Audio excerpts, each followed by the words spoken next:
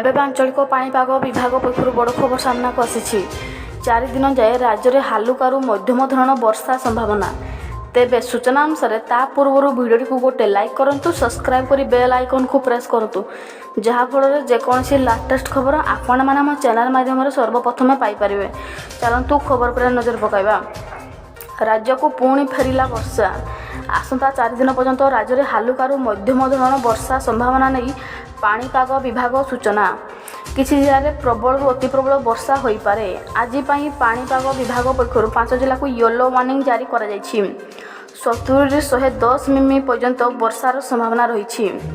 18 और 19 तारीख में सर्वाधिक वर्षा नहीं विभाग पूर्वानुमान। आज ढेंकानाल, सोनपुर, अनुगुल, बलांगीर, सुंदरगढ़, केन्दुझर, मयूरभंज, संबलपुर, देवगढ़, कंधमाल और कलाहांडी जिलार केतेक स्थान में वर्षा सह घड़घड़ी और वज्रपात होबार संभावना रही।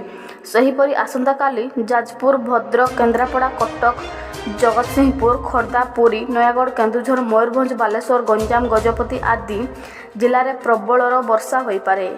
सेहीभଳି पाणीपागर सूचना पाइबा चैनल को सब्सक्राइब कर बेल आइकन को प्रेस करूँ, जहाँफल जेकोसी लाटेस्ट खबर आपण मैंने सर्वप्रथम आम चैनल माध्यम Piper. Bureau report, top world.